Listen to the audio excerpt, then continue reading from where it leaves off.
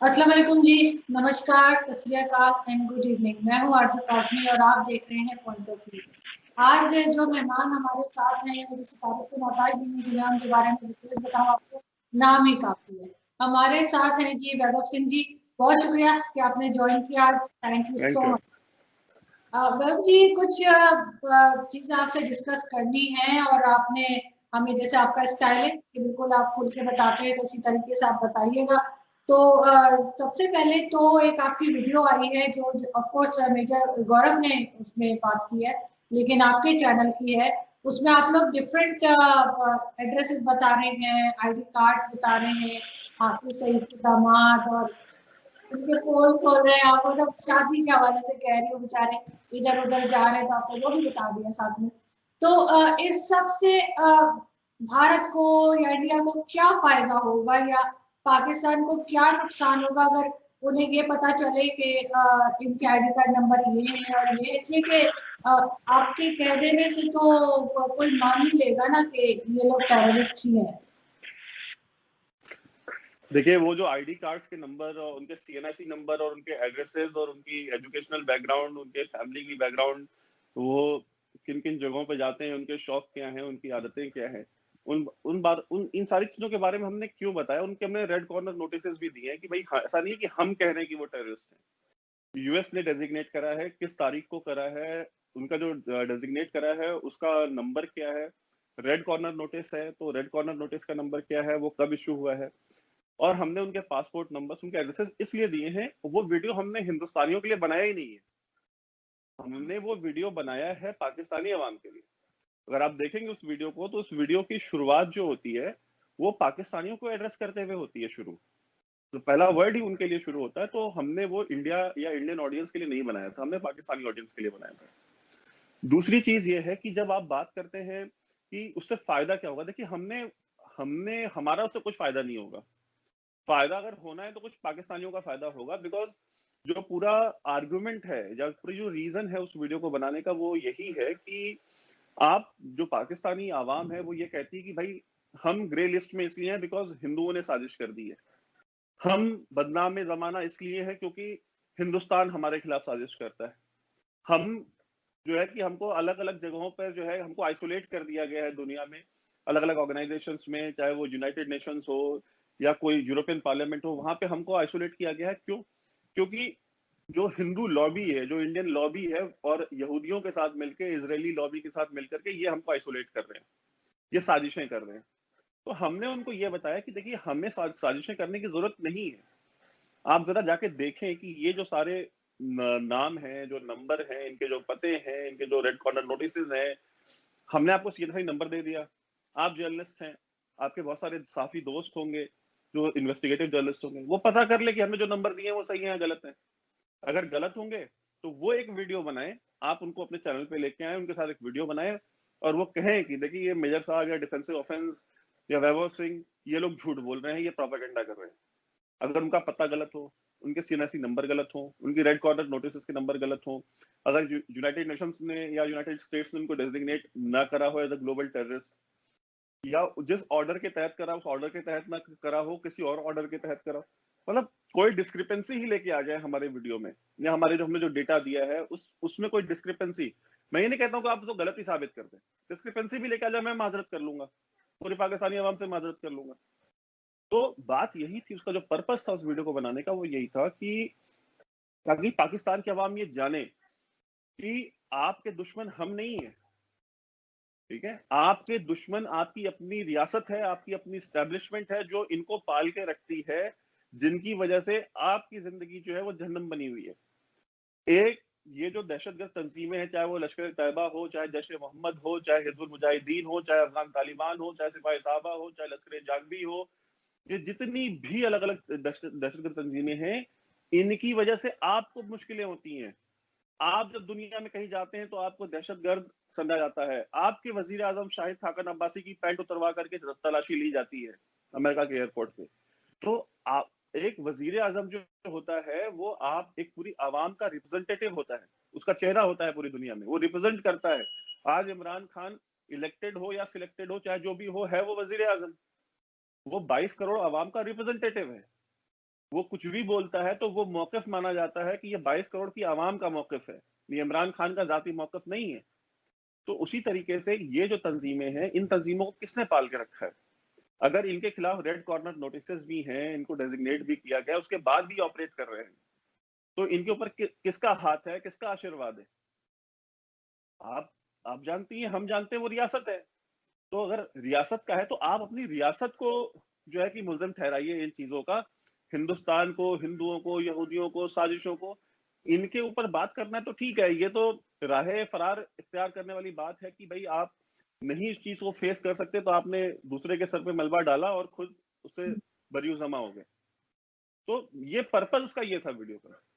लेकिन आपने ये भी तो देखा होगा कि पाकिस्तान उसके ऊपर काम कर रहा है और हाफिज सईद को भी बंद किया गया है और इसी तरह से और लोगों के ऊपर भी पूरी लिस्ट पाकिस्तान ने पब्लिश की थी कुछ अर्से पहले न्यूज़पेपर में कई लोगों की जिनको बैन कर दिया गया, जिनके ऑर्गेनाइजेशंस को बैन किया गया है। तो आपको नहीं लगता कि पाकिस्तान इसके ऊपर काम कर रहा है? जहाँ तक हाफिज सईद की बात है तो उनके ऊपर एलिगेशंस है, एक तरह से कोई प्रूफ नहीं दे सके वरना तो जो है वो यूनाइटेड नेशन या कहीं न कहीं से वो पकड़े भी तो जाते हैं ना, यहाँ पे आराम से वो घूम रहे हैं या अगर अभी बंद कर दिया है, तो सबको पता है कि पाकिस्तान में है, तो क्यों नहीं कोई ले जाता यहाँ से? अगर अगर वो बात सच होती जो एलिगेशन है। देखिए, 2-3 चीज़ें आपने कही हैं कि हमने ऑपरेशंस को बैन करा है, वो उनको जेल में डाला है। पहली बात है कि हाफ़िज़ सईद जेल नहीं गया, वो हाउस अरेस्ट में जाता है, ठीक है? जेल और हाउस अरेस्ट में बहुत अंतर है।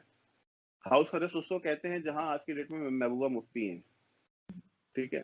एक 5 स्टार होटल में आप उनको ले गए, आपने उनको रख दिया, उनके पास सारी जो सहूलियतें हैं वो हैं, उनके पास सारी फैसिलिटीज़ हैं, सब कुछ वो कर सकती हैं, वो हाउस अरेस्ट है। तो हाफ़िज़ सईद जेल नहीं गया कभी। अ, मेरी आपकी इस मसले पे पहले भी बात हुई थी कि लश्कर-ए-तैयबा के ही और भी टेररिस्ट थे जो जेल गए थे और जेल में रह के बाप बन गए थे। तो और उसपे एजाज सैयद ने कहा था कि ऐसी जेलें आप जो है हिंदुस्तान में भी इंट्रोड्यूस करें। तो हिंदुस्तान में तो ऐसी जेलें नहीं इंट्रोड्यूस होंगी, कभी नहीं होंगी, ठीक है? बिकॉज़ एक रिपब्लिक और बनाना रिपब्लिक में यही तो एक बेसिक डिफरेंस है कि अगर जेल में भी बच्चे हो रहे हैं, आप मतलब आप वज़ीर-ए-आज़म आपको बनना नहीं है, एक शख्स जो रावलपिंडी में बैठा है वो डिसाइड कर ले कि कौन वज़ीर-ए-आज़म बनेगा, कौन सेहत का वज़ीर बनेगा, कौन कौन-सा वज़ीर बनेगा, तो ये डिफरेंस रहेगा हमेशा। और जहाँ तक बात है कि अ, उनके ऊपर कोई चीज़ प्रूफ नहीं अगर प्रूफ नहीं हुई तो अमेरिका ने उनके ऊपर $10 मिलियन का इनाम क्यों रख दिया है? जब आपके यहाँ पे अमेरिकन एम्बेसी है इस्लामाबाद में, आप जाएँ और उनके सामने प्रोटेस्ट करें, मुज़ाहिरा करें आप, कि यूएस एम्बेसी से पूछें सवाल कि भाई आपकी हुकूमत ने $10 मिलियन का कैसे इनाम रख दिया इसके खिलाफ तो कुछ भी प्रूफ नहीं हुआ आज तक। प्रूफ है, प्रॉब्लम ये है कि वो हम कोई भी प्रूफ देते हैं, आपकी अदालतें और आपकी अदालतों का क्या हाल है, वो जज अरशद मलिक का केस आपके सामने है। नवाज शरीफ साहब ने कल बहुत लंबी चौड़ी तकरीर करी है। उन्होंने बताया है कि जज को तो निकाल दिया, जिसने नवाज शरीफ के खिलाफ फैसला दिया और उसने कबूल किया शराब पीते हुए कि यार वो तो मेरे ऊपर प्रेशर था, मैं वो गलत था बट मुझे करना पड़ा बिकॉज़ एस्टेब्लिशमेंट ने, फौज ने कहा कि नहीं आपको करना है, तो मैंने कर दिया। तो उस जज को तो निकाल दिया लेकिन उसने जो फैसला दिया वो फैसला आज भी बरकरार है, ठीक है? तो आपकी यहाँ की जो अदालतें हैं, जो जुडिशरी है, उनकी क्या हालत है? हुँ? आपके यहाँ क्या जजेस ने जज शकील सिद्दीकी आई गेस उनका नाम है, जिन्होंने इस्लामाबाद हाई कोर्ट में जाकर के उन्होंने बार के सामने तकरीर करी और कहा कि आईएसआई वाले आते हैं और हमारे यहाँ बेंचेस बनवाते हैं, वो मुदाखलत करते हैं कि मेरे मेरे ऑफिस में जो लेफ्टिनेंट जनरल फैज हमीद आए मेरे चैम्बर में और उन्होंने बैठ के मुझसे कहा कि अगर आपने नवाज शरीफ के खिलाफ फैसला ना दिया तो हमारी जो 2 साल की मेहनत है वो खराब हो जाएगी। ये नवाज शरीफ ने कल बताया। जज साहब खुद इस चीज को बार काउंसिल के सामने उन्होंने अपनी स्पीच में बोला हुआ है। तो जहां पे जुडिशरी की ये हालत हो वहां पे आप मतलब आप मुझे बता रही है कि उनके खिलाफ प्रूफ उनके खिलाफ वहां उस जुडिशरी में तो कभी कुछ प्रूफ नहीं होना है। वो तो नवाज शरीफ को दहशतगर्द डिक्लेयर करा लेंगे, वो जुडिशरी का जो हल है। लेकिन वो जकीर उल रहमान लखवी को या हाफिज सईद को या मौलाना मसूद अजहर को वो नहीं करा पाएंगे जिनको यूनाइटेड नेशन सिक्योरिटी काउंसिल ने डेजिग्नेट करा है। अमेरिका ने भी नहीं करा। अमेरिका को भी आप छोड़ दें कि ट्रेजरी डिपार्टमेंट ने करा या किसी ने करा, सिक्योरिटी काउंसिल ने उनको जो है डेजिग्नेट करा एज अ ग्लोबल टेररिस्ट। आप कहते हैं कोई प्रूफ नहीं है। तो अब इस सवाल का मैं क्या जवाब दूं? मतलब ये कितना बड़ा कॉन्ट्रडिक्शन है, आप खुद देखिए। लेकिन अदालतें तो आपकी भी जो है वो एक मुझे अभी नाम याद नहीं आ रहा है जिसको मौत की सजा दी थी, और आपकी अदालत ने कहा था क्योंकि लोग बहुत डिमांड कर रहे हैं, पब्लिक डिमांड के ऊपर था वो। उसका मुझे अभी एग्जैक्टली नाम मेरे ध्यान से उड़ गया है। उसको आप लोगों ने जो है वो मौत की सजा दी थी, और उस पे आपकी अदालत ने कहा था कि जी लोग कह रहे हैं, तो लोगों के कहने से अदालतें कब से फैसला करने लगी इंडिया में? नहीं, ऐसा ऐसा कुछ नहीं है। आप लोग कह रहे हैं, लोगों के कहने पे यहाँ पे अदालतें नहीं फैसला देती। अगर लोगों ये के कहने रिकॉर्ड पे, पर, अगर लोगों ये लोगों रिकॉर्ड। के देखिए, बात सुन, देखिए, हिंदुस्तान में बहुत सारे लॉज हैं, ठीक है। अब मैं आपको इससे एक एग्जांपल देता हूँ। इंडिया में जो मस्जिदें हैं, ठीक है, उन उन उनको जो पैसा मिलता है, या जो दरगाहें हैं, उन पे जो पैसा चंदा आता है, डोनेशंस आती हैं, उन पे गवर्नमेंट का कोई कंट्रोल नहीं है। चर्चेस में जो पैसे आएंगे, उन पे गवर्नमेंट इंटरफेयर नहीं कर सकती। उनका जो बोर्ड बनेगा, जो मैनेजमेंट होता है, वो एक ऑटोनोमस बॉडी होती है, उसमें गवर्नमेंट इंटरफेयर नहीं कर सकती। सिमिलरली सिख गुरुद्वारों के साथ भी यही है। हर मजहब में, जितने भी मजहब हैं, किसी भी मजहब की जो रिलीजियस बॉडी है, उसमें गवर्नमेंट, स्टेट गवर्नमेंट या गवर्नमेंट ऑफ इंडिया इंटरफेयर नहीं कर सकती। लेकिन जितने भी हिंदू टेम्पल्स हैं, आश्रम हैं, श्राइन्स हैं, वहां पे जो भी रेगुलेटरी बॉडीज होती हैं या मैनेजमेंट बॉडीज होती हैं, उनका जो भी फाइनेंशियल ट्रांजैक्शन होते हैं, उन सब के ऊपर जो कंट्रोल होता है, वो कंट्रोल गवर्नमेंट का होता है। अगर वो एक टेम्पल तमिलनाडु में है, अगर उसका साल का 1,000 करोड़ का टर्नओवर है, उसमें अगर 1,000 करोड़ की डोनेशन आ रही है, तो वो तमिलनाडु की गवर्नमेंट उसको ऑपरेट करेगी। उसका प्रेसिडेंट कौन होगा उस ट्रस्ट का, उसका सीईओ कौन होगा, वो गवर्नमेंट डिसाइड करती है। तो अगर पॉपुलर डिमांड पे अगर चीजें होती, तो इतना बड़ा इनजस्टिस हिंदुस्तान में, जहां पे हिंदू मेजोरिटी है, वहां पे ना होता ये इनजस्टिस, बट इंडिया में हो रहा है। लेकिन एक चीज और है कि आपके यहाँ की एक रिपोर्ट है जो मैंने देखी थी, यूएस स्टेट डिपार्टमेंट की रिपोर्ट है बेसिकली। उन्होंने कहा कि इंडिया के तकरीबन 44 बैंक्स हैं जो कि इन्वॉल्व है मनी लॉन्ड्रिंग में और टेरर फाइनेंसिंग में, और 1.5 अरब के करीब उसमें उन्होंने बताई थी कितनी रकम यूज हुई है, और आईपीएल को भी कहते हैं कि उसी काम के लिए इस्तेमाल किया जाता है। देखिए, ये आपके यहाँ पाकिस्तानी न्यूज है, द न्यूज का ये आर्टिकल है, ठीक है।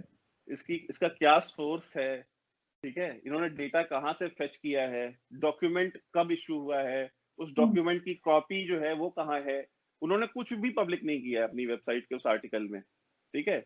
एक शख्स ने वो आर्टिकल लिख दिया। देखिए, जब भी आप इस तरह की, ये तो मतलब इतनी बड़ी न्यूज है कि अगर ये एक्चुअली न्यूज होती, तो सबसे पहले तो ये न्यूयॉर्क टाइम्स, वॉशिंगटन पोस्ट और इनके फ्रंट पेज पे छपी होती है कि सही। भाई, इंडिया जैसी इकोनॉमी के, ठीक है, 43 बैंक्स जो है टेरर फाइनेंसिंग में इन्वॉल्व है। मतलब ये कितनी बड़ी न्यूज थी, मतलब दुनिया में, मतलब होता ना कि वो भूकंप आ जाना था इससे। लेकिन ये छवि कहाँ है, ये द न्यूज के, पाकिस्तानी एक न्यूज वेबसाइट है द न्यूज, उसने, उसके एक रिपोर्टर ने छाप दी।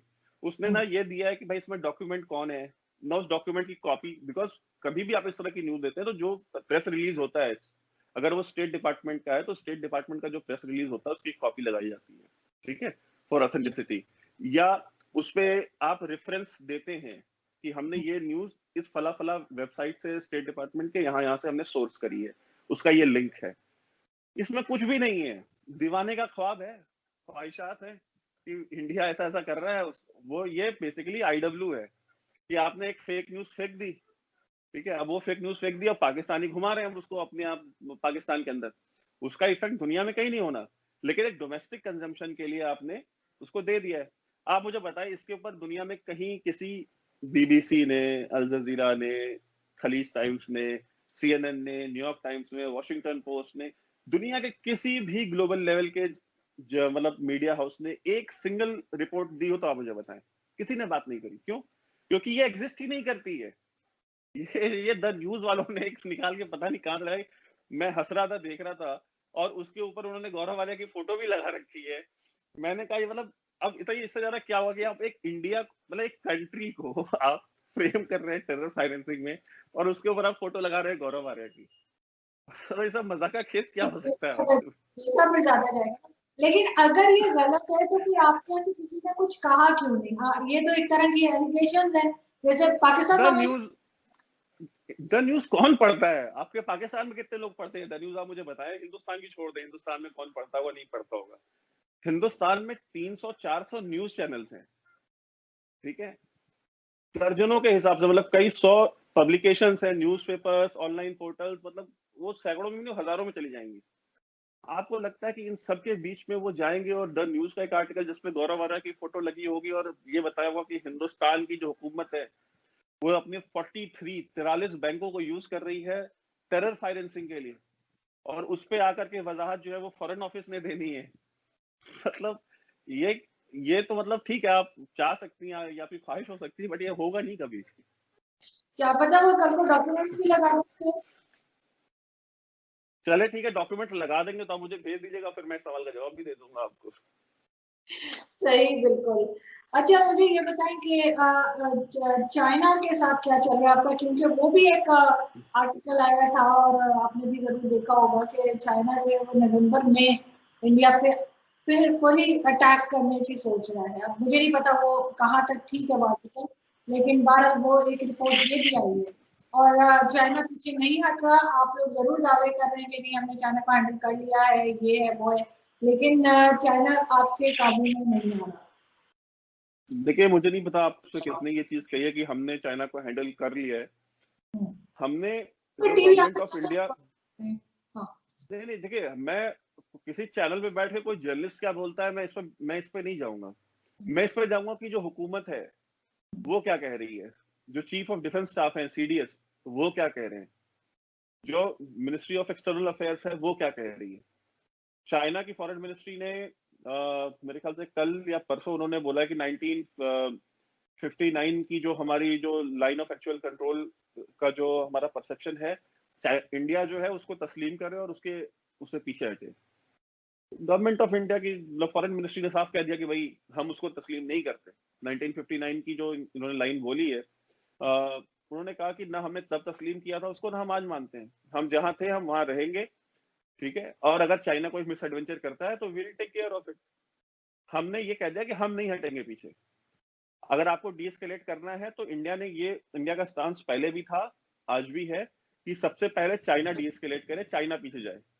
चाइना पीछे जाएगा, जो स्टेटस को था पहले वहां पे अगर वो जाएगा, तब हम वहां से, जहां पे हम आज हैं, हम वहां से हटेंगे और हम भी वहां जाएंगे जहां हम पहले थे। तो स्टेटस को मेंटेन तभी होगा, लेकिन प्री कंडीशन है कि चाइना पहले विड्रॉ करेगा। चाइना ने नहीं विड्रॉ किया तो हम भी नहीं विड्रॉ कर रहे हैं। हमने तो अभी कल 3 मिसाइलें और वहां पे इंस्टॉल कर दी। हमने ब्रह्मोस भी ले गए, हम निर्भय भी ले गए, और आकाश मिसाइल सिस्टम जो सरफेस टू एयर मिसाइल थे हमने वो भी डिप्लॉय कर दी है वहां पे। तो हम तो अपनी मिलिट्री प्रेजेंस बढ़ा रहे हैं वहां पे। हम अपनी, जो हमारी जो स्ट्रेटेजिक एसेट्स हैं, चाहे वो मिसाइल्स हो या हमारी जो मैन पावर है, हम उन सब की जो नफरी है हमको इंक्रीज कर रहे हैं।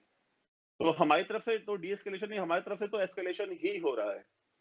अब ये चाइना को सोचना है कि उसको जंग करनी है या उसको मुज़ाकरात करने हैं। बिकॉज चाइना को अगर ये लग रहा है, देखिए चाइना ने गलती कहाँ करी है, चाइना अपने ही ट्रैप में फंस गया है। चाइना ने एक्चुअली ये एंटिसिपेट नहीं किया था कि इतना ज्यादा टफ स्टांस आएगा इंडिया की तरफ से। बिकॉज दे थॉट कि हम शायद 1962 की तरह से हम आएंगे और जो है कि हम नंबर ज्यादा होंगे, हमारी फोर्सेस ज्यादा होंगी और हम इंडिया को सप्रेस कर ले जाएंगे। जबकि ये इंडिया चेंज हो चुका है, तब से गंगा में बहुत पानी गुजर गया। तो अब इंडिया ने क्या कहा है कि ठीक है, आप आएंगे तो फिर हम भी आएंगे। आप वहां 100 सोल्जर्स डिप्लॉय करेंगे, हम 200 करेंगे। आप वहां पे हेलीकॉप्टर लेके जाएंगे, हम वहां पे सीधे हम अपने सुखोई हम वहां पे डिप्लॉय करेंगे। तो इंडिया ने हमेशा एक स्टेप आगे की डिप्लॉयमेंट करी है अभी तक के कॉन्फ्लिक्ट में।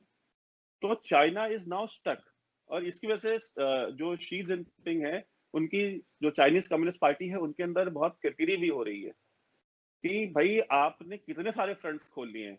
आपने साउथ चाइना सी में अमेरिका के साथ फ्रंट खोला हुआ है। आपने साउथ चाइना सी में जो बाकी कंट्रीज हैं, ब्रुनई हुआ, नेपाल, ये आपका वियतनाम हुआ, फिलीपींस हुआ, साउथ कोरिया हुआ, जापान हुआ, आपने सबके साथ फटे ले रखे हैं। एक आपका फ्रंट था जो कि शांत था अभी तक, इंडिया के साथ। आपने वो भी खोला तो कहाँ, लद्दाख में जाके। मतलब एक साउथ चाइना सी में खोला हुआ है आपने, आपने एक लद्दाख में एकदम नॉर्थ में जाके खोल लिया है, ठीक है? तो आपने अपने आप को कितना स्ट्रेच कर दिया, और आप उलझे भी किनसे हैं? अमेरिका से उलझे हैं, इंडिया से उलझे हैं, साउथ ईस्ट एशिया में बाकी की जितनी भी बड़ी-बड़ी इकोनॉमीज हैं, जापान जैसी, आप उनसे जाके उलझ गए हैं। तो ये ट्रैप में चाइना खुद फंस गया है।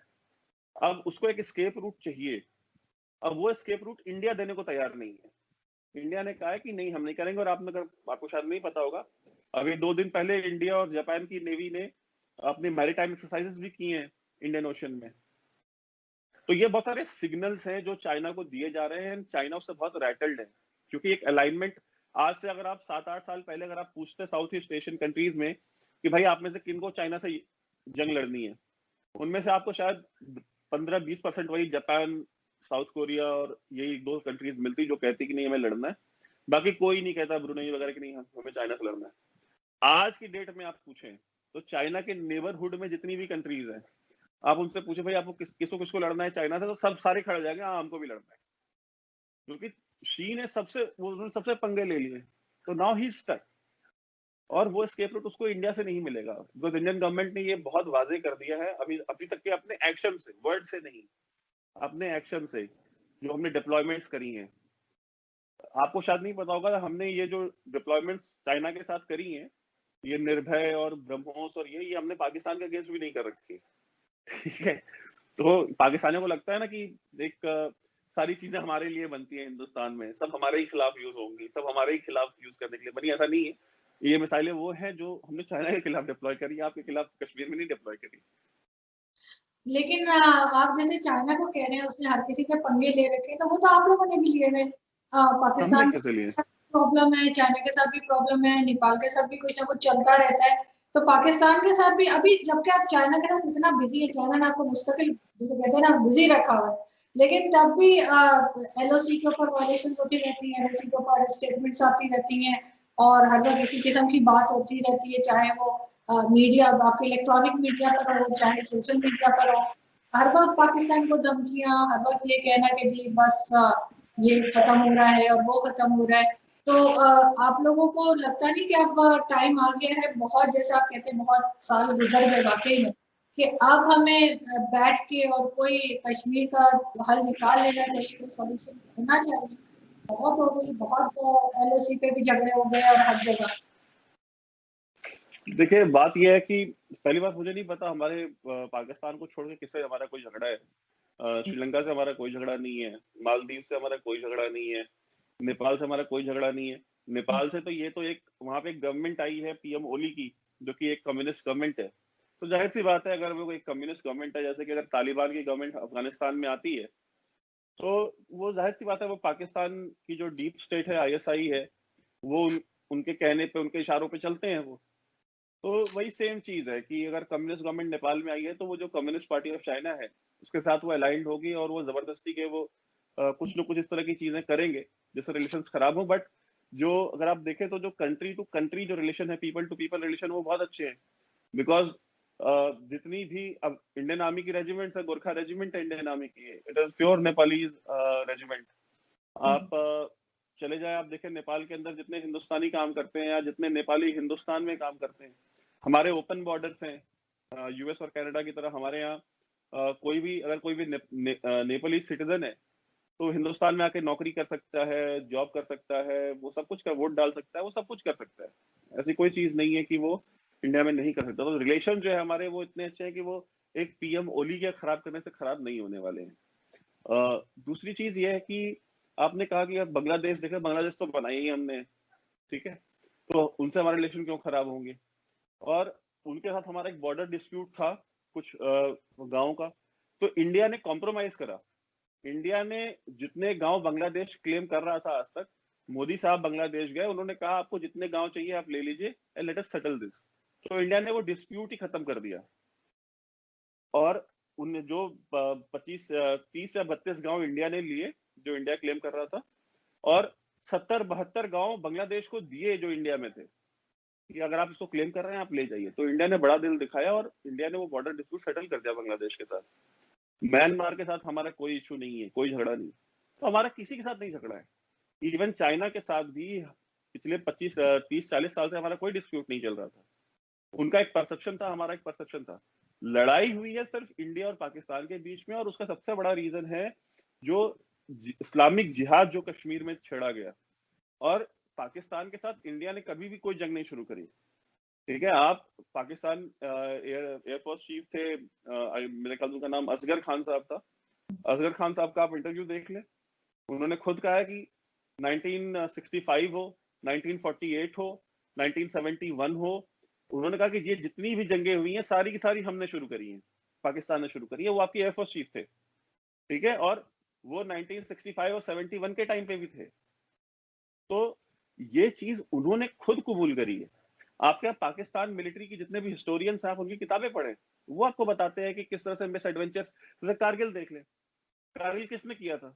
क्या मुशर्रफ ने अपनी खुद की किताब में ये चीज नहीं लिखी कि भाई मैंने मीटिंग करी और मैंने कहा कि भाई हम NH1 ये काट देंगे और उसके बाद सियाचिन को ब्लॉक कर देंगे और हम इस पे कब्जा कर लेंगे? तो जितने भी इस तरह की जंगें हुई सारी पाकिस्तान ने शुरू करी है, और खुद पाकिस्तानियों ने ये तस्लीम करा है, जिन्होंने वो जंगें करी हैं उन्होंने तस्लीम करा है। आप लोग हैं, आप लोग उनके मुंह पे हाथ रखते हैं कि नहीं नहीं आपने नहीं करा है, हम बताएंगे कि किसने करा है, ये नहीं, हिंदुस्तान ने करा है। नहीं, बिल्कुल ठीक है, आप सही कह रहे हैं। कई बुक्स में लिखा हुआ है, कई लोगों ने कहा है हमारे भी कि जंग हम ही ने शुरू की, कई लेकिन लोगों ने नहीं कहा है, जिन्होंने वो जंगें लड़ी हैं उन्होंने लिखा है। बिल्कुल सही। लेकिन ये भी तो हो सकता है ना कि आप लोग इतना चिढ़ा देंगे, इतना प्रोवोक कर देंगे अगले को कि वो कहेंगे कि अब चलो जी, ये चीज भी तो होती है ना। अब बताइए, अब आपको तहम्मुल भी क्या हिंदुस्तान ने सिखाना है कि अगर हम आपको प्रोवोक करें तो आप प्रोवोक ना हो? अब मतलब बर्दाश्त और तहम्मुल भी क्या हम हिंदुस्तानियों ने सिखाना है आगे पाकिस्तानियों को? आप लिमिट। कुरान पढ़ लें, कुरान में लिखा होगा कि भाई आपको सब्र और तहम्मुल के साथ अपनी जिंदगी गुजारनी चाहिए। अगर आप और आपने पूरी इतने लोग आपने तो रियासत मदीना बना रखी है। अगर रियासत मदीना में भी अगर आपको कुरान पे आप नहीं चल रहे हैं तो फिर तो ये मतलब बहुत तशवीशनाक बात है ये। इस पे तो आप लोग को सोचना चाहिए। नहीं तो कोई कब तक, मतलब अगर आप बहुत ज्यादा किसी को प्रोवोक करेंगे, बहुत ज्यादा तंग करेंगे, तो एक लिमिट होगी ना हर एक की बर्दाश्त की। तो हो सकता है कि उस वक्त 71 में या 65 में जब भी कोई किसी किस्म की वॉर हुई है, तो हो सकता है आपकी तरफ से इतना ज्यादा तंग किया गया हो कि उसमें पाकिस्तान की तरफ से इस तरह का रिएक्शन आया कि हमें कमजोर ना समझे या हमें ये ना समझे कि दबा लेंगे। देखिए, इसमें मैं आपको सिर्फ इतना कहूंगा कि आप मियाँ साहब की जो तकरीर है कल की, आप वो देख लें। उन्होंने, मियाँ साहब ने क्या कहा है? मियाँ साहब ने नहीं बताया आपको कि हम अंग्रेजों की गुलामी से निकल के अपनों की गुलामी में आ गए। उन्होंने ये नहीं कहा कि जो पार्लियामेंट है आपकी आपकी जो अदालतें हैं वो कोई और चला रहा है। कहाँ से लोग आते हैं जो पार्लियामेंट में जाते हैं और वो ये बताते हैं कि आज इस बिल पे डिस्कशन होगा, आज ये बिल पास होगा, आज फला शख्स वोट डालेगा, आज फला शख्स वोट नहीं डालेगा। आप जो है फला फला पार्टी के लोग, आप लोग घर चले जाएं, आप एब्सकॉन्ड कर जाएं, आप नहीं आज पार्लियामेंट में जा सकते, ठीक है। तो आप, ये आपके मुल्क का निजाम है। मियाँ साहब ने ये नहीं कहा कि ISI चीफ जहीरुल इस्लाम बाबर ने उनको क्या कहा था कि मियाँ तो साहब आप रिजाइन कर दे वरना कू हो जाएगा, और अगर आपने नहीं करा तो फिर कॉन्सिक्वेंसेज होंगे, ठीक है, 2014 में। तो आप देखें, मैं ये कह रहा हूं कि आपके मुल्क का निजाम है, आप अपने यहाँ की सारी डिस्टरबेंस खुद क्रिएट करते हैं, आपकी रियासत क्रिएट करती है। और जब वो डिस्टरबेंस जब उनसे नहीं संभाली जाती, जब चीजें हाथ से निकल जाती हैं, तो वो कोई एक फ्रंट इंडिया के साथ खोल देते हैं डाइवर्जन के लिए। जैसे नवाज शरीफ को हटाना था, नवाज शरीफ को हटा नहीं सकते थे, कारगिल का मिस एडवेंचर किया, वहां पे लेने के देने जब पड़े तो आपने पब्लिक का अटेंशन डाइवर्ट करने के लिए आपने कू कर दिया, ठीक है, नवाज शरीफ के खिलाफ। तो वो सारा वो फिर कारगिल से पूरा मसला हट करके लोकल ऑडियंस का वो चला गया नवाज शरीफ के मुशर्रफ के कू और नवाज शरीफ के एग्जाइल के ऊपर। तो ये आपकी रियासत करती रही है, तो आप ये ना कहें कि हम उसको प्रवोक करते हैं, वो खुद मिस एडवेंचर्स करते हैं, डोमेस्टिकली करते हैं अपने यहाँ। और उनको छुपाने के लिए, पब्लिक का अटेंशन डाइवर्ट करने के लिए फिर उन्हें ये सारी चीजें करनी पड़ती है, ये कि कोई टेररिस्ट अटैक करा दो इंडिया में, पठानकोट में कुछ करा दो। नरेंद्र मोदी पाकिस्तान चले आए मियाँ साहब के यहाँ पे, उनके यहाँ शादी में, कहा मतलब रायविंड चले गए। अरे अब क्या किया जाए, अभी तो सारा मामला बिगड़ जाएगा, भेज दो किसी को, पठानकोट भेज दो, ठीक है। आपने चार पकड़ के पठानकोट भेज दिए, वो सारी चार चीजें डीरेल हो जाती है। आपकी रियासत ने कब ये चीजें नहीं करी हैं? वो यही करते हैं। लेकिन मियाँ साहब भी खैर अभी मियाँ साहब क्योंकि बाहर हैं तो उसका कुछ भी बोल रहे हैं, जब यहाँ थे तब तो उन्होंने ऐसी कोई भी बात नहीं की थी अगर उनकी। अच्छा, तो अगर वहां थे उन्होंने ऐसी कोई बात नहीं की, तो डॉन लीक्स क्या था जरा आप मुझे बताएं। डॉन लीक्स के वक्त वो कहाँ थे? सही। क्या हाँ, सिरिल अल्मीडा को क्या उन्होंने नहीं बोला कि 26/11 का जो हमला हुआ बॉम्बे में, क्या उन्होंने इस चीज को तस्लीम नहीं किया कि वो जो हमलावर थे वो पाकिस्तान से गए थे? उन्होंने ये चीज नहीं कही थी कि क्या हमारे रियासती इदारों को उनको जाने देना चाहिए था? उन्होंने यही सवाल उठाया था ना डॉन लीक्स में, और क्या उठाया था? उन्होंने ये नहीं कहा था कि जो मुदाखलत कर रहे हैं ये सियासत में, उसके क्या, उसका आउटकम क्या आने वाला है। इनकी वजह से हमें एफएटीएफ में कितनी प्रॉब्लम होती है, इनकी इन पॉलिसीज की वजह से, इन नॉन स्टेट एक्टर्स को पालने की वजह से।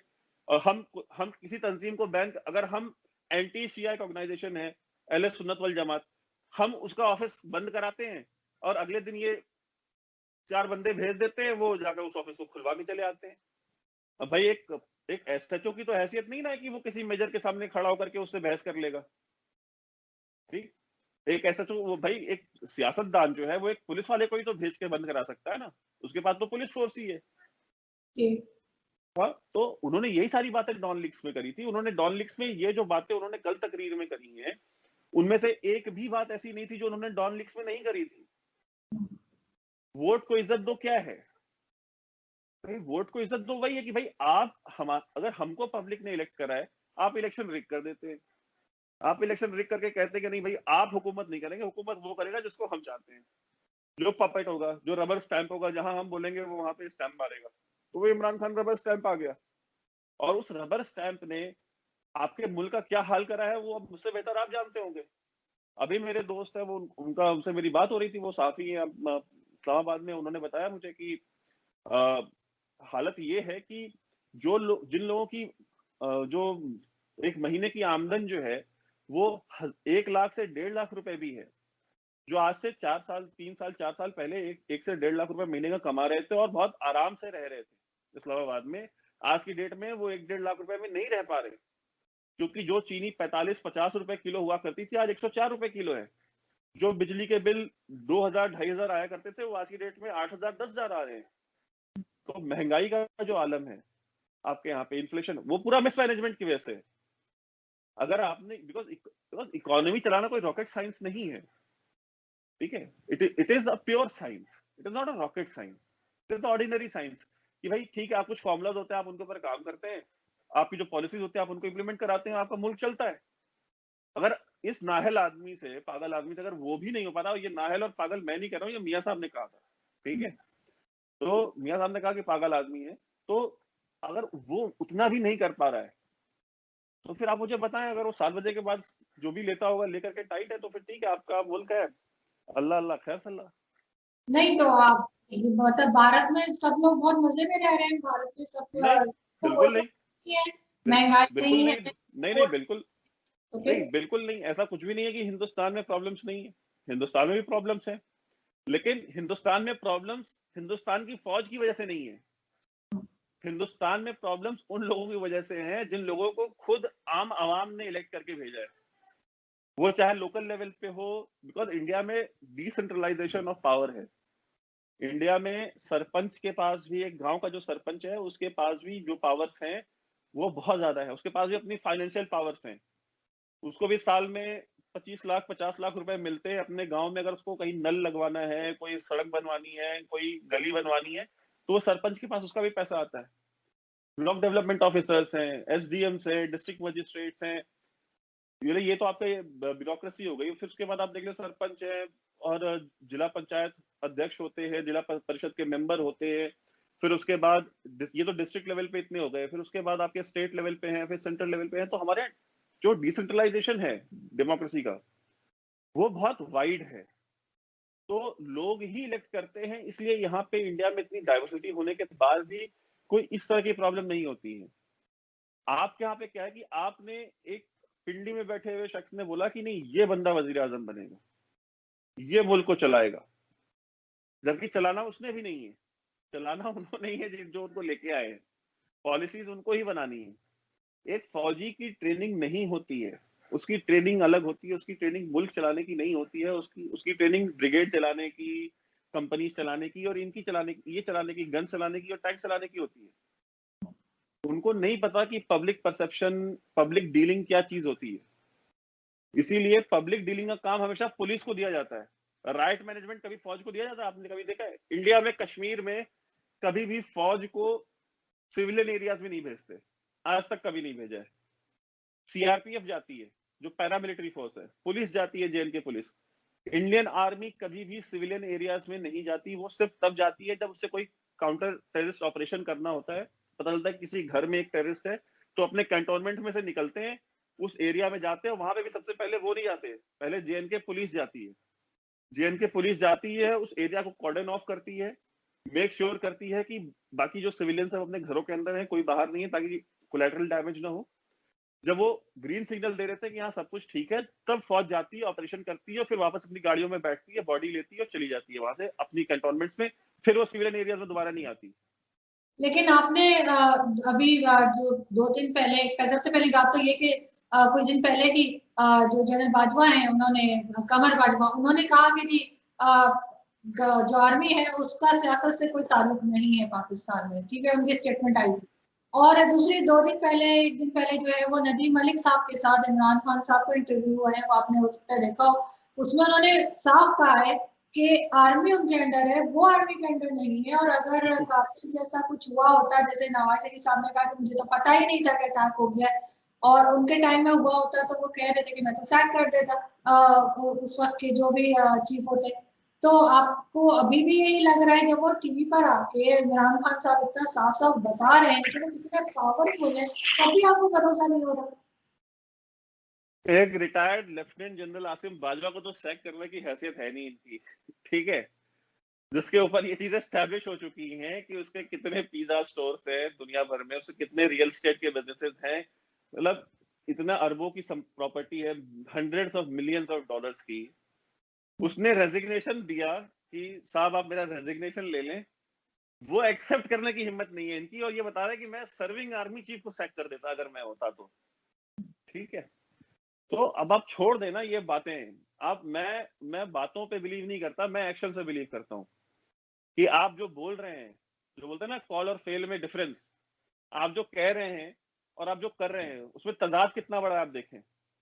आसिम बाजवा के ऊपर इन्होंने रेजिग्नेशन एक्सेप्ट करना छोड़ दीजिए, कोई एक इंक्वायरी बिठाई हो, शैम इंक्वायरी बिठा दी हो, जो खुद की बनाई हुई एक शैम इंक्वायरी पब्लिक कंजम्पशन के लिए, वो तक करने की हिम्मत नहीं है एक वो तो रिटायर्ड उन्होंने लेफ्टिनेंट बताया जनरल है की। ना, वो तो उन्होंने कहा है कि सब चीजें, सारा बिजनेस, उनकी जो बीवी वहां मौजूद है यूएस में, उन्होंने सारा कुछ स्टैब्लिश किया है। इतना मतलब उन्होंने ये चीज, बड़ा इतना ये सब बात, आसिम बाजवा साहब। ये बात स्टैब्लिश कहां से हुई? क्या उन्होंने, इमरान खान साहब ने कोई इंक्वायरी कराई थी? अगर कराई थी तो इंक्वायरी में कौन ऑफिसर्स थे, कितने लोगों की टीम थी जिन्होंने ये इंक्वायरी करी थी? इमरान खान साहब स्पोक्स पर्सन बने हुए आसिम सलीम बाजवा के, अब बाजवा जवाब नहीं दे रहा, तो इमरान खान साहब उसके बिहाफ पे जवाब देते फिर रहे। ये तो आसिम सलीम बाजवा को आना चाहिए था ना, प्रेस कॉन्फ्रेंस करते हैं, बैठते, पूछते हाँ भाई आप सवाल पूछे, आजू जी आप सवाल पूछे, मैं बताता हूँ मेरे पास प्रॉपर्टी कहाँ से। शाहजेब खानजादा के साथ गलती से फोन पे आ गए थे, बीच में फोन काट के भाग गए। ठीक है, तो तो ये जो चीजें हैं आपके यहाँ, तो इमरान खान साहब जो कहते हैं वो एग्जांपल दे दिया कि वो एक रिटायर्ड लेफ्टिनेंट जनरल को नहीं सैक कर पा रहे, वो बोल रहे हैं मैं होता तो बाजवा को भी सैक कर देता और मुशर्रफ को भी सैक कर देता। मुशर्रफ से, मुशर्रफ के साथ ये इंसान मुशर्रफ के साथ कोalition में था, और आपको पता होगा जब गवर्नमेंट थी, और मुशर्रफ के साथ अलग किस बात पे हुआ था कि इसने 6 सीटें पहले मांगी थी इलेक्शन में, और ये मैं नहीं कह रहा हूँ, ये मुशर्रफ ने ऑन रिकॉर्ड बोला हुआ है कि इसने इमरान खान ने मुझसे 6 सीटें मांगी, मैंने इसको बोला कि तुम 12 सीटें ले लो, मैं इसको जस्ट डबल सीटें दी। ठीक है, फिर इसकी एक बाहर गया, इसने कहां से क्या हुआ, फिर कुछ दिनों बाद मेरे पास आया, फिर मैं तो कहता मेरे 100 सीटें चाहिए। तो मैंने कहा यार, तो मैं तुम 6 सीटें मांग रहे थे, मैंने 12 दी, अब तुम सीधे 100 जा रहे हो, 10 गुना ज्यादा। कहते नहीं, मेरी इतनी पब्लिक अपील है, मैं 100 सीटें जीत सकता हूँ, तो मुझे 100 सीटें चाहिए। तो मैंने इसको दफा कर दिया, मैंने कहा कि दफा हो जाओ यहाँ से, तो मैंने इसको नहीं दी सीटें, और इस वजह से ये छोड़ के अलग हुआ, बिकॉज मैंने इसको सीटें नहीं दी 100। और इमरान खान साहब कहते क्या है कि मैं मुशर्रफ के खिलाफ लड़ा हूं, मैं मुशर्रफ की आमरीयत के खिलाफ लड़ा हूं, ठीक है, पाकिस्तानियों। तो इमरान खान साहब तो खुद कहते हैं कि जो यू टर्न न ले वो तो सियासतदान ही नहीं है। तो वो जो कहते हैं वो तो मुझे नहीं पता सच कब बोलते हैं, बिकॉज मैंने तो झूठ बोलते हुए सुना है उन्हें आज तक। नहीं, कभी कभी बोलते हैं, लेकिन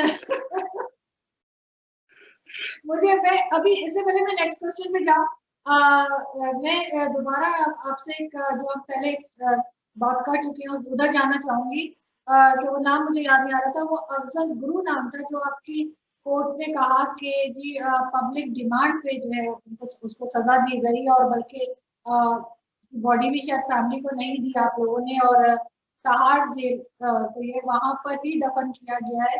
तो ये चीज जो आप बार बार पाकिस्तान को कहते हैं कि पाकिस्तान की कोशिश कर रहे हैं, तो आपकी कोशिश क्या कर रही है? देखिए, अफजल गुरु की आपने जो क्योंकि बात आपने जो करी ना, बात ये करी ना, ये इंडिया में जो एक लेफ्ट विंग मीडिया है ना, वो बहुत सिलेक्टिवली ना एक जजमेंट है। जजमेंट में पूरी तरीके से ये स्टैब्लिश किया गया कि अफजल गुरु का रोल क्या था पार्लियामेंट अटैक्स में। वो टेररिस्ट को उसने कैसे फैसिलिटेट करा, उनको कैसे आर्म्स दिए, कैसे अपने घर में रखा, कैसे उनको भेजा, लॉजिस्टिकल सर्विसेज उसको प्रोवाइड करी, गाड़ी का अरेंजमेंट किया, सब कुछ उस जजमेंट में था।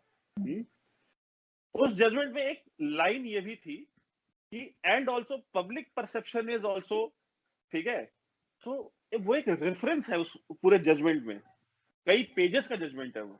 आपको पता है सुप्रीम कोर्ट के जो जजमेंट्स आते हैं वो मतलब कई सारे मतलब दर्जनों पेजेस से मुफीद होते हैं। तो उनमें से एक लाइन को इन्होंने पिक कर लिया लेफ्ट विंग ने, और उसको इन्होंने प्रोपेगेट करना चालू किया। तो मेन चीज वो है कि उन्होंने जज ने उस जबनी उतनी पेजेस की जजमेंट में एक रेफरेंस में ये लिखा था, and also the public perception is that this man is the convict, ठीक है। तो वो रेफरेंस देते हुए उन्होंने लिखा था, वो जजमेंट एज अ उसको वो जजमेंट का बेसिस नहीं था, वो जजमेंट की रीजनिंग नहीं थी, वो एक रिमार्क था। रिमार्क में और ऑब्जर्वेशन में और जो प्रूफ होते हैं, जो रीजनिंग होती है, इन सब में बड़ा डिफरेंस होता है। एक चीज और मैंने पढ़ा था, बल्कि ये मैं चेक भी कर रही थी ट्विटर पे, इंडिया टुडे की रिपोर्ट है, जिसमें उन्होंने कहा है कि 2014 से 2000 अभी तक 2020 तक, या शायद 2019 तक, जो आर्म्स और जो असला आप लोगों ने खरीदा है वो बहुत पुअर क्वालिटी का खरीदा गया है। तो ये भी एक तरह से करप्शन केसेस के अंदर ही आ जाता है। तो ऐसा तो नहीं कि आपकी आर्मी भी इस तरह से जो है वो पैसे बना रही है, और एक जैसे कहना चाहिए पुअर क्वालिटी का असला और वो सब कुछ खरीदा जा रहा है, ये नहीं नहीं, वो मसला क्या? दूसरा है। आप जो बात कह रही है ना, वो बेसिकली ऑर्डिनेंस फैक्ट्री बोर्ड का मसला है। वो उसमें क्या है कि इंडिया में एक ऑर्डिनेंस फैक्ट्री बोर्ड है जो कि असलहे वगैरह बनाती है आर्मी के लिए, मेजरली आर्मी के लिए ही बनाती है। वो ऑर्डिनेंस फैक्ट्री बोर्ड अंग्रेजों की बनाई हुई है, वो 200-250 साल पुरानी ऑर्गेनाइजेशन है, कलकत्ता में बेस्ड है। तो गोलियां हुई, आपकी ये बोफोर्स के शेल्स वगैरह हुए जो फायर करते हैं, मोटार्स वगैरह वो सब बनाते हैं। तो इंडिया में ये एक और इवन जो बॉडी आर्मर वगैरह, जो बुलेट प्रूफ जैकेट वगैरह वो सब बनाते हैं। तो उसमें ये था कि एक रिपोर्ट आई थी कि, तो उसमें ये कहा गया कि जिस तरीके का, जिस क्वालिटी का प्रोडक्ट ऑर्डिनेंस फैक्ट्री बोर्ड ने हमको प्रोवाइड करा है, इतने पैसे में कम से कम 100 बोफोर्स ये आर्टिलरी गन्स आ जाती है हमारी। जितना पैसा इन्होंने वेस्ट करा है ऑर्डिनेंस फैक्ट्री बोर्ड ने। तो यही रीजन है कि ऑर्डिनेंस फैक्ट्री बोर्ड की प्राइवेटाइजेशन के लिए पिछले कई 3-4 साल से ये गवर्नमेंट जो है वो कोशिशें कर रही है कि इसको प्राइवेटाइज कर दिया जाए, because it is not job of the government to run businesses. हुकूमत का काम नहीं होता है कि वो बिजनेसेस रन करे। और जब हुकूमतें जब बिजनेस रन करती हैं तो यही सब होता है, बिकॉज वहां पे फिर अकाउंटेबिलिटी नहीं होती, टारगेट्स नहीं होते। सरकारी नौकरी है आपकी, आप काम कर रहे हो, आपको कोई निकाल सकता नहीं है। तो एक परसेप्शन होता है ना इंसान के दिमाग में कि सरकारी नौकरी मिल जाए, क्यों? क्योंकि वहां काम नहीं करना पड़ेगा। ठीक। सो ऑर्डिनेंस फैक्ट्री बोर्ड का वो मसला है, तो उसमें कोई करप्शन वाली बात नहीं। और सबसे बड़ी कि इंडिया का जो लॉ है वो ये बाउंड करता है इंडियन आर्मी को कि वो 80% जो अपनी ये जरूरियात हैं वो ऑर्डिनेंस फैक्ट्री बोर्ड से ही लेंगे और कहीं से ले ही नहीं सकते। ये कानून है। तो उसके लिए फौज कंप्लेन करती रही है, तो उसमें करप्शन होने का तो सवाल ही नहीं पैदा होता कि भाई वो गवर्नमेंट आर्मी तो कहती है कि हमको नहीं चाहिए इनके सामान, ये सामान ये up to the mark quality के नहीं बना रहे हैं ये। हाँ, लेकिन तो उसमें करप्शन वाली तो कोई बात ही नहीं है। लेकिन अब वो लॉ है कि नहीं आपको लेना है, तो वो लेते हैं। तो अभी देखिए शायद अभी एक डिस्कशन शुरू हुई है कि उनको प्राइवेटाइज करा जाए, तो आई आई गेस कि ओएफबी को शायद प्राइवेटाइज कर देंगे ये। आप काफी दिन से मेरे ख्याल है कश्मीर नहीं गए लास्ट, जब आप गए थे उसके बाद। उस वक्त हमने हमने एक शो बनाया था आपके वापस आने कश्मीर से। तो कश्मीर का आपको क्या लग रहा है कि हम सोल्यूशन क्या होगा? अभी आगे 100 साल इसी तरीके से लड़ते रहेंगे, इसी तरीके से एक दूसरे के जो फौजी हैं उनको मारते रहेंगे? देखिए अब वो पाक फौज की रोजी रोटी आप क्यों बंद कराना चाहती हैं?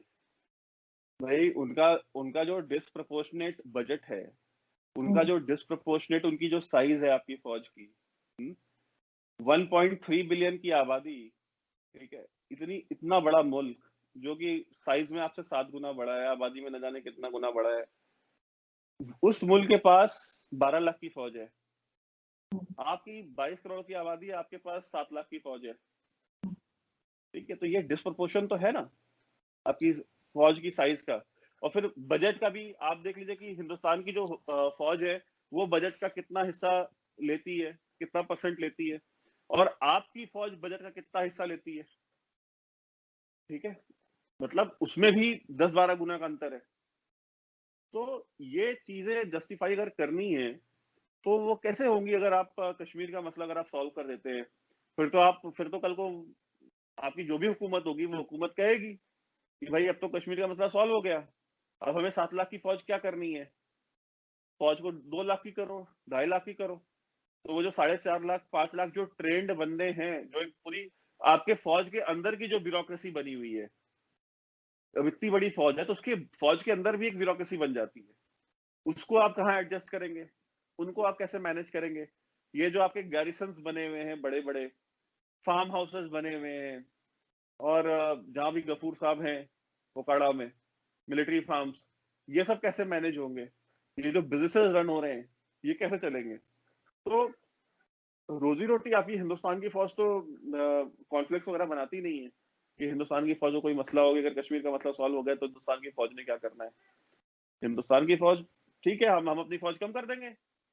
लेकिन हमारी फौज की जो तादाद है वो इसीलिए ज्यादा है ना कि जब जब आप लोग हर वक्त बताते रहते हैं 71 तो उसमें अमजद शेख साहब जो है वो हमारे जो लेफ्टिनेंट जनरल अमजद शेख साहब है, उन्होंने यही कहा था कि 71 में पाकिस्तान के पास फौज बहुत छोटी फौज थी, कम लोग थे, इस वजह से जो है वो हम लोग पीछे हटे या हमें हटना पड़ा।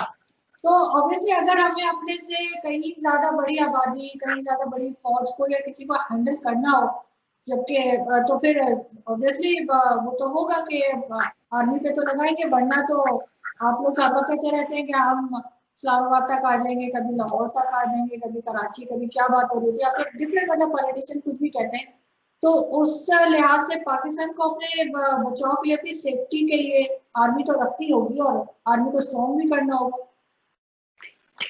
तो ये तो आपने ये टैक्टिकल न्यूक्लियर बॉम्ब्स किसके लिए बनाए हैं अगर आपको फौजी इतनी बड़ी रखनी है? देखिए आप दो में से एक चीज डिसाइड करें आप। सबसे बड़ी प्रॉब्लम पाकिस्तान के साथ यही है, टैक्टिकल न्यूक्स को जस्टिफाई करने के लिए आप कहते हैं कि क्योंकि आपकी फौज हमारी फौज से बहुत बड़ी है इसलिए हमको टैक्टिकल न्यूक्स चाहिए।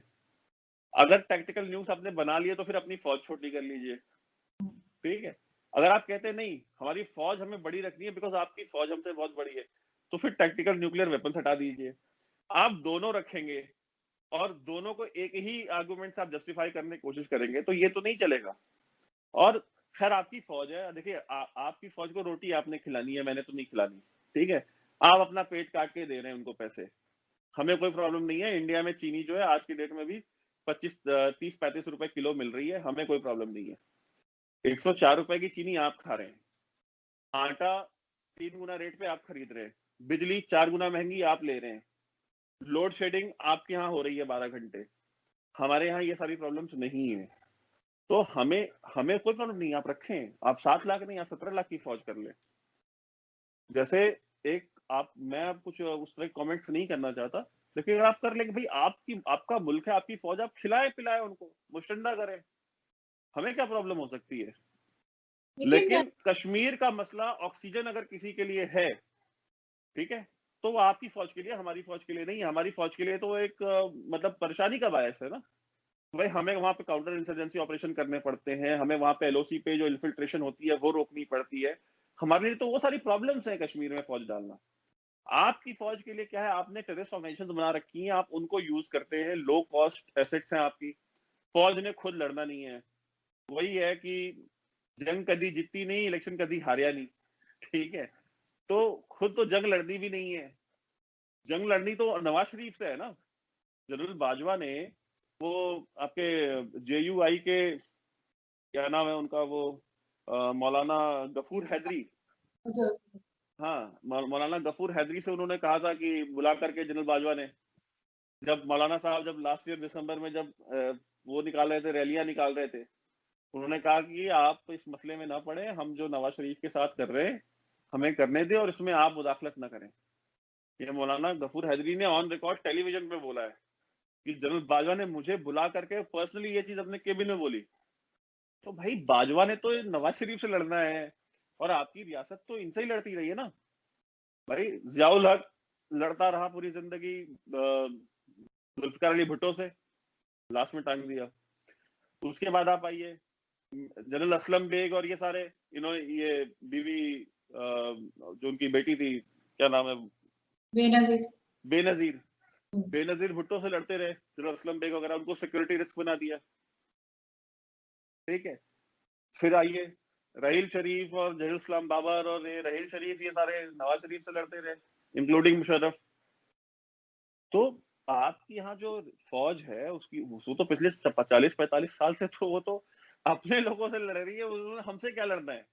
हमसे लड़ने के लिए तो उन्होंने ये जैश ए मोहम्मद और ये लश्कर तैयबा पाल रखे हैं। लेकिन देखिए, पहली बात तो ये कि न्यूक्लियर एसिड्स जो होते हैं, न्यूक्लियर बम जो आपके पास है, हमारे पास, वो चलाने के लिए नहीं होते, वो सिर्फ रखने के लिए, डराने के लिए होते हैं, इसलिए कि कोई भी रिस्क नहीं हो सकता उनको चलाने का। और जहां तक अपोजिशन को खत्म करने की बात है, तो आपके यहाँ भी आप लोग तो फिर कांग्रेस। टैक्टिकल न्यूक्लियर वेपन्स बनाए किस लिए, जब चलाने के लिए नहीं होते तो न्यूक्लियर बॉम्ब आपके पास था ही ना, तो फिर टैक्टिकल बॉम्ब्स क्यों बनाए आपने। देखिए, आप लोग जो जो आप बेनजीर की और दूसरी बात कर रहे हैं, तो वो भी, आप लोग भी तो कांग्रेस में आगे नहीं आने देते किसी को, और जो आम आदमी पार्टी है या कोई भी दूसरी पार्टी बीजेपी के अलावा भाई भाई बर्दाश्त नहीं। कांग्रेस ने 10 साल रूल करा है। इस 2004 से 2014 तक रूल करा है उन्होंने। 10 साल उन्होंने रूल करा तो कोई प्रॉब्लम नहीं थी। भाई मोदी गवर्नमेंट तो पॉपुलर वोट्स लेके आई है ना।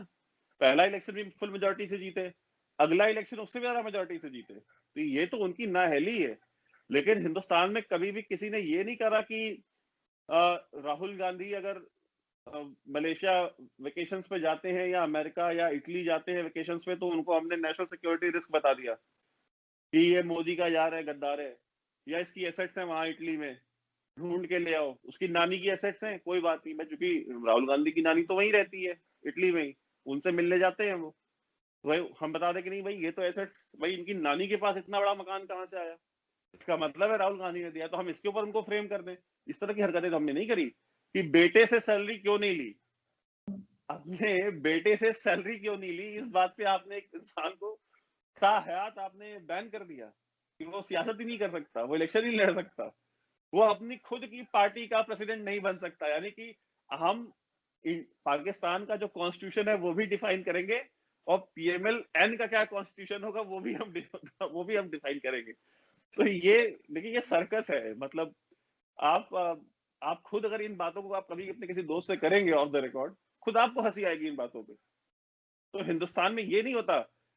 राहुल गांधी मोदी को, राहुल गांधी, उनकी पूरी पार्टी, उनकी माँ, उन्होंने राहुल मोदी को क्या क्या नहीं बोला है, क्या क्या नहीं बोला है मोदी के खिलाफ। आपको शायद पता नहीं होगा, सीबीआई को यूज करके जब गुजरात के जब केसेस चल रहे थे, सीबीआई की इंक्वायरी चल रही थी, सीबीआई मोदी को सुबह 8 बजे से लेकर रात में 11-11 बजे तक लगातार ग्रिल करती थी, सवाल जवाब करती थी। एक 60 साल के आदमी को आप सुबह 8 बजे से लेकर रात के 11 बजे तक स्ट्रेट 15-16 घंटे आप बिठा करके कमरे में पूछताछ करते हो ऑन अ रेगुलर बेसिस। वो भी मोदी, और मोदी ने कभी कंप्लेन नहीं करी कि मेरे खिलाफ साजिश हो रही है, मुझे फंसाया जा रहा है, एक सिंगल ट्वीट नहीं करा। मोदी ने, जब मोदी को उस इल्जाम से बरी हुआ था, तो मोदी ने एक ही बार उस बारे में बोला था, सत्यमेव जयते, उसने ट्वीट करा था। ठीक है, द ट्रूथ ऑलवेज विंस। इससे पहले या उसके बाद में मोदी ने कभी भी उस सिलसिले में कोई बात नहीं करी कि भाई मेरे खिलाफ ज्यादती हो रही है। और इन्होंने हर कुछ किया है, हर एक हरबा इस्तेमाल किया, सीबीआई यूज करी, बाकी सेंट्रल एजेंसीज यूज करी, अमित शाह जो होम मिनिस्टर हैं उनको गुजरात एंट्री में बैन लगा दिया, क्या कुछ नहीं किया इन्होंने 10 साल तक। तो यहाँ पे आप जो कह रहे हैं कि हम उनको नहीं आने देते, उन्होंने तो सारी कोशिश करी थी कि बीजेपी ना आने पाए, उसके बाद भी आई। बिकॉज देखिए, पब्लिक के दिमाग में आज इमरान खान जो भी कर रहा है नवाज शरीफ के खिलाफ, पब्लिक इज वॉचिंग। देखिए, लोग जो है ना, लोग म्यूट स्पेक्टेटर होते हैं। आम इंसान रिएक्ट ऐसे नहीं करता है सड़कों पे निकल के। वो जब वोट देने जाएगा ना, तब वो देखेगा कि मियां साहब के साथ कितनी ज्यादती करी है इन्होंने। फिर वो देखेगा कि इसकी मियां साहब की वाइफ मर गई, उनको नहीं जाने दिया, नहीं देखने दिया, उसकी बेटी को जेल भेजा, उसके भाई को जेल भेजा, उसके भाई के बच्चों को जेल भेजा, खुद मियां साहब को जेल भेजा। ठीक है, और किस इल्जाम में? कि अपने बेटे से सैलरी क्यों नहीं ली थी तुमने, ये बताओ। एक मैं हूं, मैं अगर मेरा बेटा है, उसका बिजनेस है, अगर वो मुझे उसमें कोई पोजीशन देता है, तो क्या मैं उसे तनख्वाह मांगूंगा कि नहीं तो मुझे तनख्वाह दो, तो मैं काम करूंगा। ये अंडरस्टूड सी चीज है। और देखिए, टैक्स इवेजन जो है, आप अगर टैक्स रिटर्न्स फाइल करती होंगी, हम ही हैं, बहुत सारे लोग हैं, अगर कोई लीगल प्रोसेसेस दिए होते हैं कि भाई अगर आप यहाँ पे, अगर आपने इतने की फिक्स डिपॉजिट है तो आपको इतना रिबेट मिल जाएगा, आपने फला गवर्नमेंट स्कीम में अगर पैसा इन्वेस्ट करा है तो आपको इतना रिबेट मिल जाएगा, तो ये सारी चीजें होती हैं जो कि आप बेनिफिट्स अवेल करते हो कि हमारा पैसा भी बच जाए और हमें टैक्स भी ना देना पड़े। वो लीगल है, वो इलीगल नहीं है। वो गवर्नमेंट ने ही बनाई है ये स्कीम्स, और उसी काम के लिए बनाई है। शहबाज शरीफ को जिस इल्जाम में अंदर करा है, वो क्या है कि भाई आपने जो टैक्स दिया है, वो टैक्स जो है आपने पूरा नहीं दिया है। उन्होंने कहा भाई हमने टैक्स, ये जो मनी सेविंग स्कीम्स थी, हमने वहां पे डाइवर्ट करा। कहते क्यों डाइवर्ट करा? जेल चलो। ठीक है, तुमने टैक्स क्यों नहीं दिया, डाइवर्ट क्यों करा, तुम जेल चलो। अब बताइए, अभी इन बातों को क्या है, क्या इन पे मैं तबसरा करूं। लेकिन ये है कि जो कुछ कश्मीर में हुआ है, जिस तरह से कश्मीर में की भी हम देखते हैं सोशल मीडिया पे वीडियोस जो आ रही हैं, तो वो सब देखकर क्या आपको लग रहा है कि मोदी जी जो है वो अगला इलेक्शन जीत पाएंगे? देखिए, मैं कोई नजूमी तो हूं नहीं, ठीक है, कि मैं कोई नजूमी हूं मैं बता दूं अगला इलेक्शन कौन जीतेगा। आपके यहाँ पे पाकिस्तान में एक है एस्ट्रोलॉजर, बहुत सारे, शेख रशीद टाइप, वो बताते हैं कौन अगला इलेक्शन जीतेगा, कौन कहाँ से जीतेगा, कहाँ से हारेगा। आप उनसे पूछ लें, वो बता देंगे आपको। कश्मीर और में गलत हो रहा है, उस पर तो आपको बोलना चाहिए ना। कश्मीर में इलेक्शन कहाँ होने वाले हैं अभी? नहीं, इलेक्शन नहीं, लेकिन जो कुछ गलत हो रहा है, जिस तरह से लोगों को तंग किया जा रहा है, हम भी देखते हैं, वीडियोस आती रहती है सोशल मीडिया पे। और कभी जो है लोगों को मारा जा रहा है, वहां से लोगों को उठा के ले जाते हैं, मतलब वही सारी चीजें जो आप हमें कहते रहते हैं बलूचिस्तान के हवाले से अक्सर, वो चीजें कश्मीर में भी हो रही है। तो उस पर क्यों नहीं आता? अब मुझे नहीं पता, हो सकता है पुरानी वीडियोस में, बिकॉज हाल फिलहाल में तो मैंने ऐसी कोई वीडियो नहीं देखी कि जहाँ पे कोई राइटिंग हुई हो, या जहाँ पे पुलिस ने, हाँ, ये मुहर्रम के टाइम पे थोड़ी लॉ एंड ऑर्डर की सिचुएशन हुई थी, श्रीनगर में हुई थी। और वहां पे कुछ, वो भी कुछ एक मखसूस इलाके में हुई थी, पूरे श्रीनगर में नहीं। बिकॉज मुहर्रम से ठीक एक दिन पहले मैं आया हूँ कश्मीर से, तो मुहर्रम से एक दिन पहले तक तो वहां सब कुछ नॉर्मल था, तो there was no problem as such. Muharram के एक, जब मुहर्रम शुरू हुआ है, तो उस दिन एक इलाके में वहां प्रॉब्लम हुई थी, जिसके बारे में मुझे पता है। वहां पे पुलिस ने, वहां पे भी कोई फौज वौज नहीं थी, वो लोकल पुलिस डिपार्टमेंट था, उसमें पुलिस एहलकार भी बहुत सारे जख्मी हुए थे, उनके भी सर्वर फट गए थे, 3-4 पुलिस वाले जो जख्मी हुए थे। तो वो कुछ, मेरे ख्याल से कुछ लॉ एंड ऑर्डर की सिचुएशन क्रिएट हुई थी, वो ठीक है, वो होती है, मतलब ऐसा नहीं कि वो मुहर्रम पे ही, और भी फेस्टिवल्स है कई जगह पे वो लॉ एंड ऑर्डर सिचुएशन बिगड़ जाती है। तो एक इलाके में हुआ था, वो भी पूरे श्रीनगर में नहीं था। लेकिन आई होप कि कहीं ना कहीं जाके जो है वो ये बात जो है कहीं सॉल्व हो, और दोनों कंट्रीज में जो कम से कम ये कश्मीर वाला इशू जो है वो खत्म हो, और कश्मीरी अपनी मर्जी से जैसे रहना चाहते हैं वो रह सके, चाहे वो इंडिपेंडेंट रहना चाह रहे हैं इंडिया के साथ या पाकिस्तान के साथ, जो भी। मगर ये कि असल लोग वही हैं जो कश्मीर में रहते हैं, उनसे जरूर। कश्मीरी जो हिंदुस्तान है, वो तो इंडिपेंडेंट ही है, उनको उनको किसने रोका है? नहीं नहीं, खैर वो इंडिपेंडेंट नहीं है। अरे ये आप आइए जाइए कश्मीर, देखिए वहाँ पे आदूस नाम का रेस्टोरेंट है, वहाँ पे भीड़ लगती है शाम को कश्मीरी वाजवान खाने के लिए। आप यानी इंडिपेंडेंट नहीं है। नहीं नहीं बिल्कुल, क्योंकि अभी तो आप किसी इंटरनेशनल मीडिया को देखिए जाने आप हम। देखिए आपका इंडिपेंडेंस है निजाम मुस्तफा, ठीक है, वो निजाम मुस्तफा नहीं आएगा, ठीक है, चाहे फौजें खुरासान से उठ लें, चाहे वो इराक से उठ ले, चाहे मेसोपोटामिया तक जाए, जहां से भी आनी हो आ जाए। अगर अफगान जिहाद के टाइम पे आप नहीं करा पाए, कोल्ड वॉर के टाइम पे आप नहीं करा पाए, 9/11 के बाद आप नहीं करा पाए, तो अब तो आप भूल जाइए, अब वो निजाम मुस्तफा वहां नहीं आना अब। नहीं ना, निजाम मुस्तफा मैं कोई नहीं कह रही, लेकिन मैं ये कह रही हूँ कि जो लोग भी वहां रहते हैं उनको पूरे राइट्स मिलने चाहिए, वो अपनी मर्जी से रह सके, चाहे वो जैसे भी पूरे रह। राइट्स है, अपनी मर्जी से ही रहते हैं, मेरी मर्जी से थोड़ी रहते हैं वहां पे। या नरेंद्र मोदी थोड़ी कहता हमको फोन करके आज तुमने ये कपड़ा पहनना है, आज तुमने यहाँ जाना है, आज तुमने वहां नहीं जाना। अपनी मर्जी से ही रहते हैं। आप जाइए, आप श्रीनगर गई नहीं है इसलिए आप इस तरह की बातें कर रही हैं। आप कश्मीर में जाएं, साउथ कश्मीर जाएं, नॉर्थ कश्मीर जाएं, आप जाके घूमिए। आप किसने रोका है आपको? आप वीजा ले आए और जाए, देखिए वहां पे हर कोई अपनी मर्जी से ही रह रहा बिल्कुल सही। नहीं, मैं डेफिनेटली आऊंगी और मेरा है। पक्का